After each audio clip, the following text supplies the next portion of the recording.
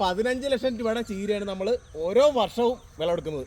ഇങ്ങനെ നടുമ്പോൾ രാവിലെ അല്ലെങ്കിൽ വൈകുന്നേര സമയങ്ങളിൽ മാത്രമേ നടാൻ പറ്റത്തുള്ളൂ, അല്ലെങ്കിൽ പെട്ടെന്ന് വാടിപ്പോകും. കേരളത്തിലെ ചീര കൃഷി ചെയ്യാൻ പറ്റിയ ഏറ്റവും നല്ല ടൈമിലൂടെയാണ് കടന്നു പോകുന്നത്. അപ്പോൾ ഏതൊക്കെ മെത്തേഡിൽ വ്യത്യസ്തമായ ചീര കൃഷി ചെയ്യാമെന്ന് നോക്കാം. ഇത് പച്ചച്ചീരയാണ്, ഇത് റെഡാണ്, ഈ കാണുന്നത് ഹൈടെക് രീതിയാണ്. അപ്പോൾ അങ്ങനെ ഒരുപാട് മാർഗങ്ങളുണ്ട്. പോകാം വീഡിയോയിലേക്ക്. 2-3 പ്രാവശ്യം ഉപയോഗിക്കാവുന്ന മൾച്ചിങ് ഷീറ്റാണ്. അപ്പോൾ ഇവിടെയൊക്കെ വേണമെങ്കിൽ കൂടുതൽ ചീര നടാം, പക്ഷേ ഷീറ്റ് പെട്ടെന്ന് പോകണതുകൊണ്ട് അത്യാവശ്യം ഡിസ്റ്റൻസിലാണ് ചീര നടുന്നത്. കേട്ടോ, വഴുതനയുടെ ഇടയിൽ 2 ചീര, ഒരു 2 ആഴ്ച കഴിയുമ്പോൾ ഇത് പറിച്ച് തുടങ്ങാനായിട്ട് പറ്റുമേ. ഈ കൊന്ന ഫുള്ള് പരമ്പരാഗത രീതിയാണ്, ഇത് ഹൈടെക് രീതിയാണ്. ജൂൺ മുതൽ നവംബർ വരെ ഈ പ്ലാസ്റ്റിക് പുത ഉപയോഗിച്ച് കൃഷി ചെയ്യുന്നതാണ് ഏറ്റവും നല്ലത്. ചീരയുടെ ഏറ്റവും വലിയ വില്ലൻ പുള്ളിപ്പാടാണ്. അപ്പോൾ അത് മഴക്കാലത്ത് വരെ ഇല്ലാതെ അടിപൊളിയായിട്ട് കൃഷി ചെയ്യാൻ പറ്റിയ ഒരു മെത്തേഡാണ് ഈ ഒരു ഹൈടെക് രീതി. മാത്രമല്ല ഇവിടെ ചീര മാത്രമായിട്ടുള്ള ചെയ്യുന്നത്. അപ്പോൾ വേണ്ട, ഇവിടെ വെണ്ടയുടെ ഇടവിലായിട്ടാണ് എല്ലാവിധ പച്ചക്കറിയുടെ ഇടവിലായിട്ട് നമുക്കിവിടെ ചീര ചെയ്യാം. നവംബർ മുതൽ ഏപ്രിൽ വരെയുള്ള മാസങ്ങളിലൊക്കെ ഏത് മെത്തേഡിലും ചീര ഈസി ആയിട്ട് ചെയ്യാൻ പറ്റും. ഒരുപാട് വെറൈറ്റികളുണ്ട്. ഇവിടെ കൂടുതലും റെഡിനാണ് ഏറ്റവും വലിയ ഡിമാൻഡ്. ചെറിയൊരു ഡിമാൻഡ് പച്ചക്ക് വരാറുണ്ട്. അപ്പോൾ കുറച്ച് പേരിൽ പച്ചരി കൃഷി ചെയ്യും. ഇതാണെങ്കിൽ വേറൊരു മോഡലാണ്, ഇത് വിതച്ച് കൃഷി ചെയ്യിക്കാനാണ്.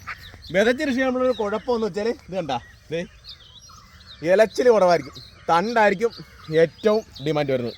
അതുപോലെ തന്നെ ഇവിടെ റെഡും വിതച്ചിരിക്കുകയാണ്. കണ്ടതേ കണ്ടാ, വെറുതെ തോട്ടി പോലെ പോവും, ഇലച്ചിൽ കുറവാണ്, ചെനപ്പും കുറവായിരിക്കും. ഇത് നോക്കിയാൽ കണ്ടാ, പറിച്ച് നട്ട ചീരയുടെ പ്രത്യേകത ഇത് ഹൈടെക് രീതി പറിച്ചിട്ടാണ്. കണ്ട ഒരുപാട് ബ്രാഞ്ച് തന്നെ കണ്ട, ഇലയുടെ വലിപ്പം കണ്ട. അപ്പം ഇവിടുത്തെ ചീരക്ക് കേരളത്തിലെ ഏറ്റവും കൂടുതൽ വിലയിടുന്ന സ്ഥലം ചേർത്തലയാണ്. അപ്പോൾ ഇത്രയുള്ള ചീരയുടെ ഭംഗി തന്നെയാണ് ആ വില എപ്പോഴും പിടിച്ചെടുത്തുന്നത്. കേരളത്തിലെ ചീര പറിച്ച് നടുന്ന അപൂർവം സ്ഥലങ്ങളിലൊന്നാണ് ചേർത്തല.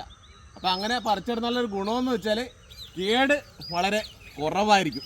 ഇപ്പോൾ വേണ്ട, ഇതിപ്പോൾ കൂട്ടമായിട്ട് നിൽക്കുന്നതാണ്. അപ്പോൾ എന്തെങ്കിലും ഒരു ചെടിക്ക് രോഗം വന്നു കഴിഞ്ഞാൽ പെട്ടെന്ന് തന്നെ സ്പ്രെഡായി എല്ലായിടത്തും വരും. അപ്പോൾ അതുകൊണ്ട് തന്നെ ഏറ്റവും വിജയകരമായിട്ട് ചെയ്യുന്നത് വളരെ ഫാസ്റ്റായിട്ട് ഗ്രോത്ത് വരുന്നത്. നമുക്കല്ല ഷോർട്ട് ടൈമിൽ വിളവെടുക്കാം. ഇപ്പോൾ എന്ന് വെച്ചാൽ ഇത് സീഡ് ഇട്ട് മുളപ്പിക്കുകയാണെങ്കിൽ 45-50 ദിവസം കഴിഞ്ഞ് മാത്രമേ ഹാർവെസ്റ്റ് ചെയ്യാൻ ആകത്തുള്ളൂ. ഇപ്പോൾ നേരെ മറിച്ച് തൈയായിട്ട് നടുന്നുള്ള ഗുണം വെച്ചാൽ 10-15 ദിവസം നമുക്ക് ലാഭിക്കാനായിട്ട് പറ്റും. അതുകൊണ്ട് ഏറ്റവും നല്ല മെത്തേഡ് പറിച്ചെടുന്നതാണ്. പക്ഷേ ലേബർ ചെറിയ കൂടുതലാണ്. ഭംഗിയുള്ള ചീര ഏറ്റവും മനോഹരമായിട്ട് വിളവെടുക്കണമെന്നുണ്ടെങ്കിൽ പറിച്ചെടുന്ന മെത്തേഡായിരിക്കും ഏറ്റവും മനോഹരം. പക്ഷേ വില കിട്ടുന്ന സ്ഥലങ്ങളായിരിക്കണം. നമുക്കിവിടെ വില കിട്ടുന്നുണ്ട്. മറ്റുള്ള സ്റ്റേറ്റിലൊക്കെ ആണെങ്കിൽ ചീരക്കൊക്കെ ഒരു പിടി ചീരക്ക് 10-20 രൂപ ഉണ്ടാവുള്ളൂ. അപ്പോൾ അവർക്ക് വിതച്ച് ചെയ്യുക എന്നുള്ള മാർഗ്ഗമേ അവരുടെ മുന്നിൽ ഉള്ളൂ. ആദ്യം നമ്മൾ കണ്ടത് വിതച്ച ചീരയാണ്. അപ്പോൾ ഇത് വിതച്ചിട്ട് പറിച്ചിട്ടാണ് 2 ആഴ്ച കഴിഞ്ഞ് പറിച്ചിട്ട പരിപാടി ഇത് കണ്ട. അപ്പോൾ ചീര അടിപൊളിയായിട്ട് വളരും. മാത്രമല്ല ഇവിടെ ഒരു പ്രത്യേകത വെച്ചാൽ രാസകീടനാശിനികളൊന്നും തന്നെ നമ്മൾ ചീരയിലൊന്നും ഉപയോഗിക്കാറില്ല, ഒന്നിനും ഉപയോഗിക്കാറില്ല. ഇത് കണ്ടാ കേടെല്ലാം ഉണ്ടാകും. അപ്പം ഔട്ട്പുട്ട് വരുന്ന സമയത്തെല്ലാം എന്തെങ്കിലും കേടൊക്കെ ഉണ്ടെങ്കിൽ കിള്ളിക്കളഞ്ഞതിന് ശേഷം മാത്രമാണ് മാർക്കറ്റിൽ എത്തിക്കുന്നത്. മണ്ണൊരുക്കുന്ന സമയത്ത് നമ്മൾ ഓർഗാനിക് വളങ്ങൾ ഇട്ട് കൊടുക്കും. ഒരു 3-4 പരുവാകുമ്പോൾ രണ്ടാമത് ഒന്നുകൂടെ ചേർത്ത് കൊടുക്കും. ഇച്ചിരി മണ്ണോടെ വെച്ച് കൊടുക്കണമെങ്കിൽ ഏറ്റവും നല്ലത്. ഇവിടുത്തെ ഒരു പ്രത്യേകത എന്ന് വെച്ചാൽ ഇവിടെ ബേസ് വളങ്ങളെല്ലാം ആദ്യം തന്നെ കൊടുക്കുന്ന ഒരു രീതിയാണുള്ളത്.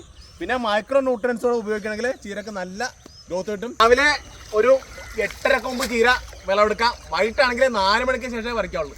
അല്ലെങ്കിൽ നല്ല വെയിലുള്ള സമയത്ത് പറിക്കണമെങ്കിൽ ചീര പെട്ടെന്ന് തന്നെ വാടിപ്പോവും. ഏറ്റവും പെട്ടെന്ന് തന്നെ മാർക്കറ്റിലേക്ക് ഫ്രഷ് ആയിട്ട് തന്നെ എത്തിക്കണമെങ്കിൽ അതിൻ്റെ ഒരു രുചി വേറെയാണ് എന്നുള്ളതാണ്. അവിടെ കഴുകി ക്ലീൻ ചെയ്യുന്നു, ഇവിടെ വണ്ടിയിലായിട്ട് ലോഡ് ചെയ്യുന്നു. ഇപ്പോൾ 7 അടുത്ത തോട്ടത്തിലേക്ക് വന്നിരിക്കുകയാണ്. അവിടെ ഇപ്പം ഹാർവെസ്റ്റിംഗ് തീരാറായി. അപ്പോൾ തൊട്ടടുത്ത ദിവസം ഇവിടെ ഹാർവെസ്റ്റിംഗ് തുടങ്ങും. അപ്പോൾ വർഷത്തിലെ 360 ദിവസമാണുള്ളത്. അതിനകത്തൊരു 250 ദിവസമെങ്കിലും നമുക്ക് കൃത്യമായിട്ട് ചീര വിളവെടുക്കാനൊരു സിസ്റ്റം ഉണ്ട്.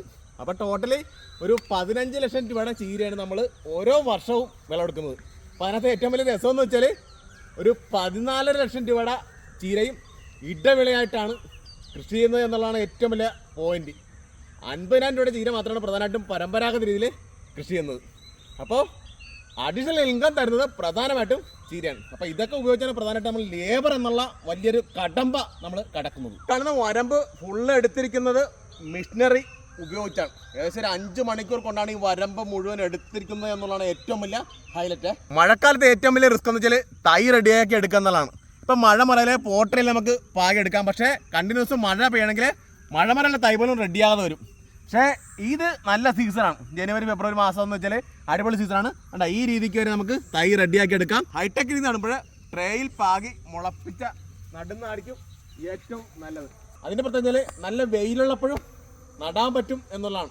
ഇപ്പം ഇങ്ങനെ പാകി മുളപ്പിച്ചാണെങ്കിൽ രാവിലെ അല്ലെങ്കിൽ വൈകുന്നേര സമയങ്ങളിൽ മാത്രമേ നടാൻ പറ്റത്തുള്ളൂ, അല്ലെങ്കിൽ പെട്ടെന്ന് വാടിപ്പോകും.